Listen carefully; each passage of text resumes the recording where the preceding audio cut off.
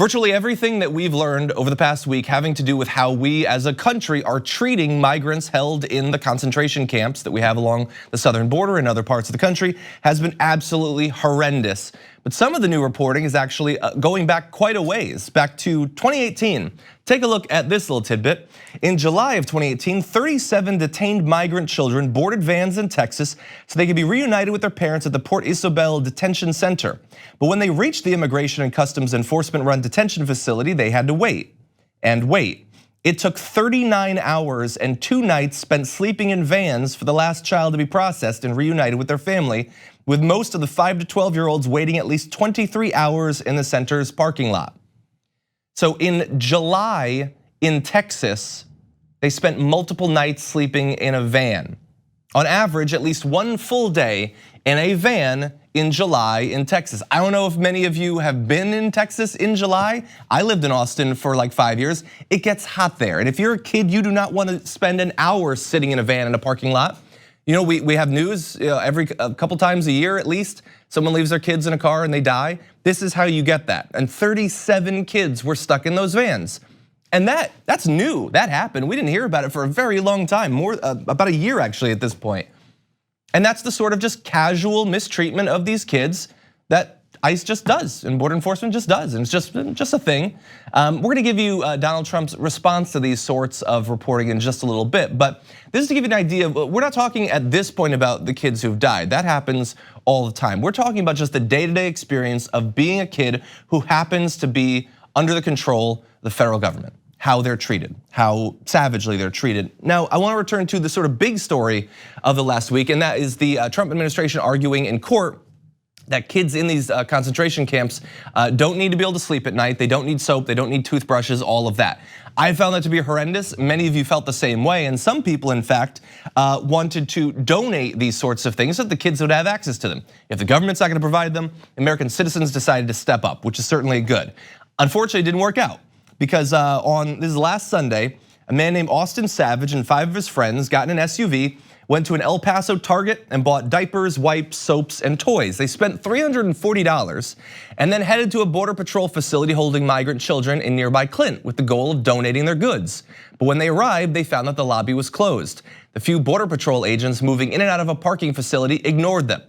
So even though the American people, a group of great people, decided to take it upon themselves and spend their money to try to make the experience of these kids a little bit more tolerable, they weren't able to actually help. Border Patrol agents just weren't interested in engaging with them. What they did find when they went to that facility, though, was that they were not the first to try to help out those kids. Let's take a look at this note that they found. Someone had left diapers and toothpaste and soap, and the note says, "I heard y'all need soap and toothpaste for kids. Maybe more will be on its way soon." And thankfully in this case, more was on its way. The problem is, when you just leave the stuff at the facility, we have no idea if the kids actually get it. And again, while these sorts of stories, you're always gonna find things like this, they are heartwarming. It's not on individual Americans to go to Target and then bring stuff to detention facilities. That's not how this system is supposed to run. That's not sustainable. That in a number of these facilities, going across literally thousands of miles, that we can just hope that charity makes up for the vicious cruelty of the Trump administration's policy for these kids. That's not sustainable. It stands out not just in our recent experience in the US, but internationally as well. Take a look at how some people have responded to that news about the soap and the toothpaste. So if we bring up this tweet, you're gonna see one person, David Rode, who'd been held by the Taliban, said that they gave him toothpaste and soap. Michael Scott Moore, who was kidnapped by Somali pirates, say he was given toothpaste and soap. And other journalists who've been held in Iran, other facilities have said, no, they were given these things. So at this point, the bar is not just historically bad, it's not just historically low for the US. We're actually treating these kids worse than pirates treat them, okay? That should stand out, that should break through, but at this point, I'm not sure if it will. I mean, I told you yesterday on the show, I read that great quote from a Trump supporter who was like, "Stop trying to make us teary-eyed over these kids. I love kids, but it's on the parents not to break the law." And again, the vast majority of these people are not breaking the law. They are legally allowed under our asylum laws to apply for asylum in this country. But even if they were breaking the law, if you want any claim to being a moral person, let alone in the case of many of these people being a good Christian, the idea that our responsibility to treat kids in a humane way goes away when their parents decide to cross the border, that makes that system of morality a little bit too contingent for me and probably not worth a damn in a political sense. So the situation is actually worse. I want to return to that Clint, Texas detention facility where these good people try to drop off some supplies. An AP report last week described conditions at that particular place where there was inadequate food, water, and sanitation for 250 infants, children, and teens. A doctor who visited the facility later filed a report saying, quote, it could be compared to torture facilities. All but 30 of those children have since been taken out of the facility and to a tent detention center.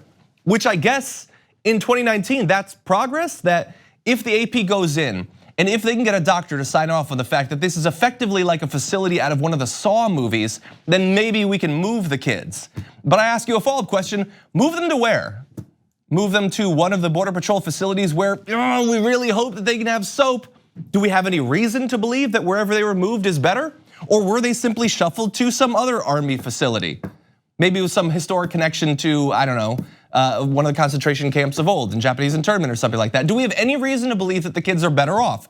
Or is this like the end of a Mario level where it's like, oh, the princess isn't here, you need to go report at another facility. And then hopefully they won't be moved again and again and again.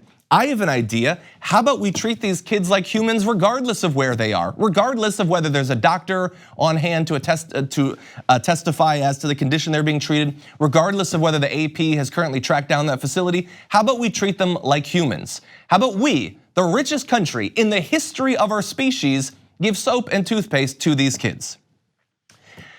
But I don't have a lot of hope. And the reason I don't have a lot of hope is the response from two of the people who have the most direct authority over this sort of situation, Donald and Melania Trump. Melania, she's working on that Be Best thing. So she had this announcement, this is yesterday. First Lady Melania Trump on Monday announced new Be Best ambassadors to help, and I kid you not, improve the lives of children. The ambassadors will help further the First Lady's goal of educating children and parents about the issues they face and will focus on resources and opportunities to help make a difference in the lives of children.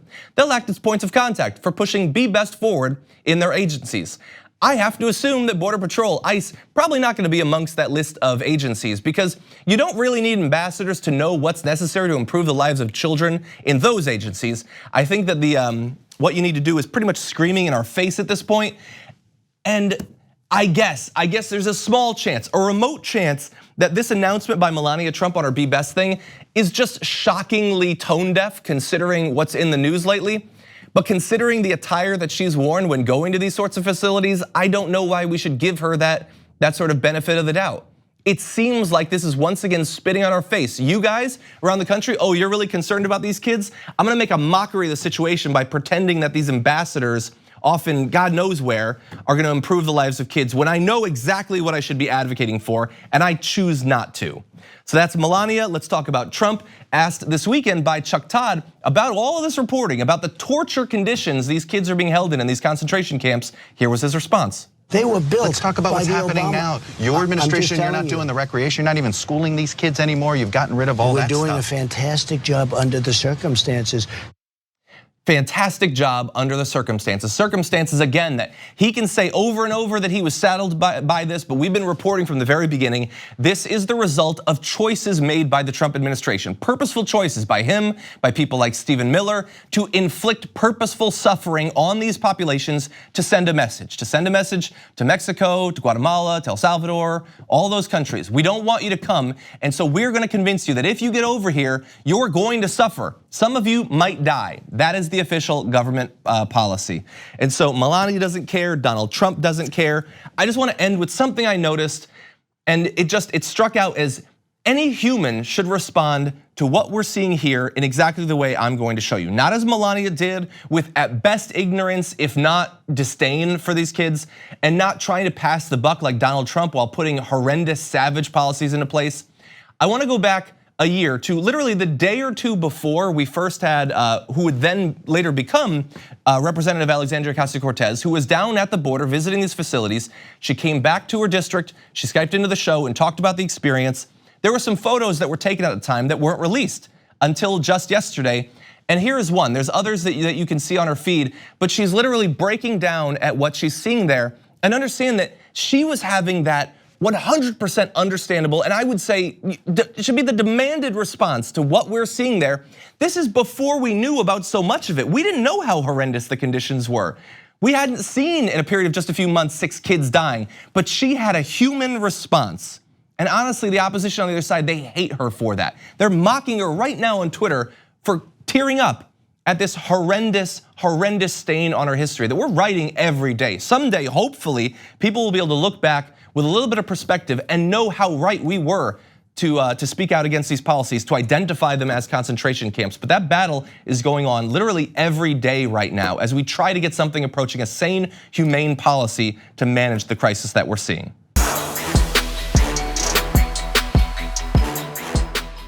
Thank you for watching this clip from the Damage Report. For more content from the show and access to TYT Network members-only exclusives, go to tyt.com/Brooke. Wait, no, it's tyt.com/John. Go to tyt.com/John to sign up.